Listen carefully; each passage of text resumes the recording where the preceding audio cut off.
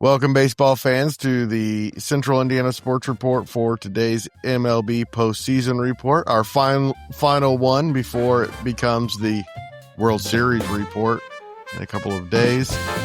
I welcome in Uncle Paul Tipton and Michelle Garmon, sports editor of the Tipton Tribune and Elwood Call-Leader. And we're going to preview the World Series later this week, guys, but the Dodgers have to be disappointed because they thought they were going to be hosting Game 1 of the World Series tonight, and now they have to pack their bags. I'm not sure what that means in the long run, but for an interesting series, that may be the consolation prize for all the disappointment that the Mariners and their fans and really a whole lot of baseball fans were hoping for. Not quite as bad as 2001, but pretty close. I think it's the Dodgers series to lose. Their pitching has just been tremendous in the postseason, I think. They've come up with some key hits. They got hot at the right time. I mean, the Los Angeles Dodgers got hot at the right time of the year, and they haven't really cooled off. And so it's going to be interesting. But I don't care even if they have to travel. I just think they've got it going. They can score runs. And their starters can go long into games. That'll be the key. If the Blue Jays can force the Dodgers into the bullpen early, then it probably turns into the Blue Jays' favor. But if they can't, I think it's the Dodgers' strength. More on that later. I think it's a good matchup, and it's going to be a long series. That's my prediction for now.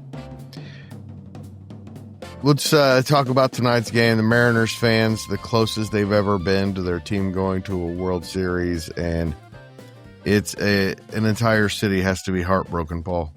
Yes, absolutely. And I even went over and listened to the radio broadcast. Not just to lose that way, to be ahead all the way until the bottom of the seventh inning. Even in that last inning, Hoffman could have walked three guys in a row. He was all over the place.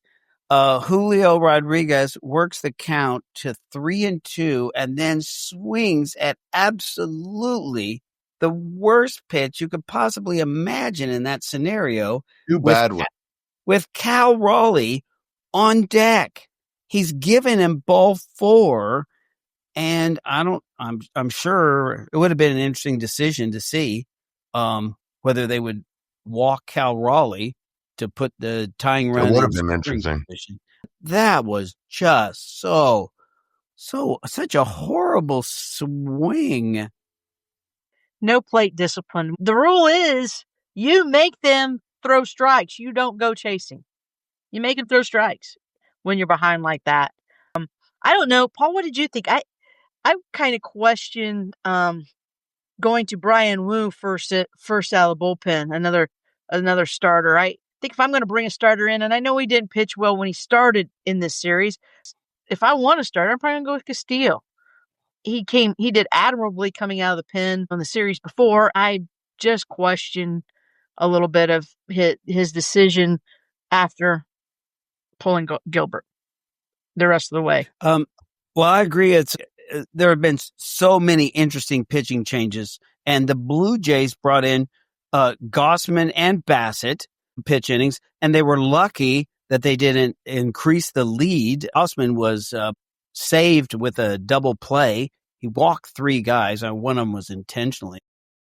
The managers who make these decisions, when your team wins, you forget about it, but if the team loses, right, there is the poor guy saying, why did I put Wu in? Or why didn't I take him out earlier? Or why did I put Bizarro in? Bizardo, sorry. Do you not think that possibly this series was actually won by the Blue Jays last night when the Mariners went 3 straight innings with runners in scoring position, basically at one time on inning-ending double plays? It was amazing, yes. I thought, oh my gosh, these are wasted opportunities. And That's so rare to see that 3 straight innings where it ends with a double play. Yes, and 2 of them were, it's not like they were routine double plays either. 2 of the 3 anyway. You were talking after Game 5, the Blue Jay fans were so violently upset with John Schneider for putting Little in there in Game 5, and they thought that was going to cost them. So he was skating on all kinds of ice these last 2 games, including those double plays, and then tonight really holding the Mariners with a 2-run lead until one bad pitch. But again, Wu started that whole inning with a walk. He walked a guy. They realized they only walked 3 guys, but that's a really bad time to walk somebody to start off an inning when you have a 2-run lead. My thing is, he looked so good in his first inning that I completely understand why he stayed with him probably a little longer than he should have. But he looked unhittable in that first inning, coming back and fresh. And I get exactly what he was thinking, but it did turn out to be the wrong decision. It's Game 7, and you have a lead. I'm sitting there thinking, with the way the Blue Jays bats are, depending if you think you have hot pitchers, and it might be one pitcher per inning the rest of the game. Who's been their best pitcher all year, though? Yeah, but not in relief. He's a starting pitcher, and it is a different role. I get you. They're their best pitcher. The dynamics are so interesting, and the margin for error so small, and the drama. You couldn't ask for more drama and more analytical decisions. The decision to bunt came into play when nobody, especially in the American League, bunts anymore. It had everything, including these weird pitching decisions. Both teams bunted tonight. Loved it. Correct. Oh, I do too. And successfully. That's what I love it. I am old enough to be that way. I'm more old school. I like going back. I like the fundamentals. I like manufacturing runs. I like getting on by walks or getting a base hit. I like hitting runs. I like bunting Definitely runs more in the scoring fun. position.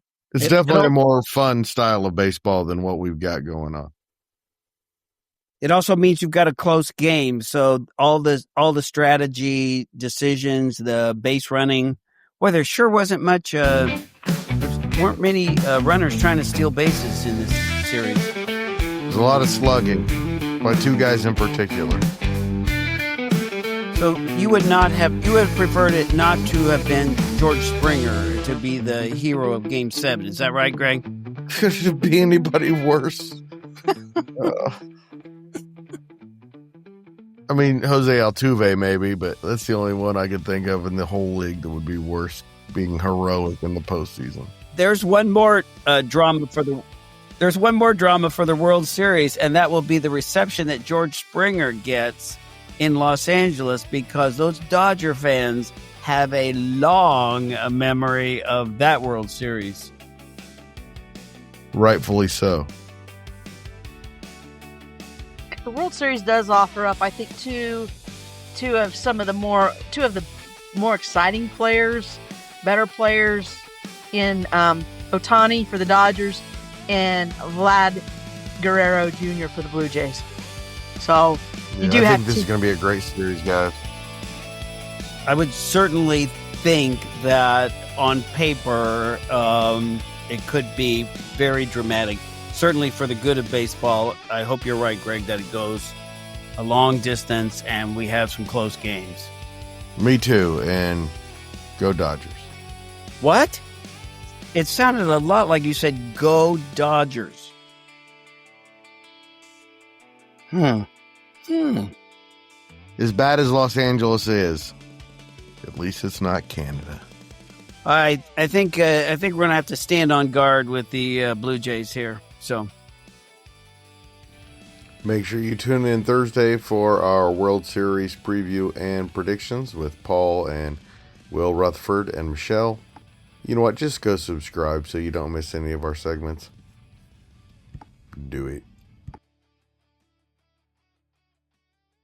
Central Indiana Sports Report is a product of ITG Media, and I love Susie.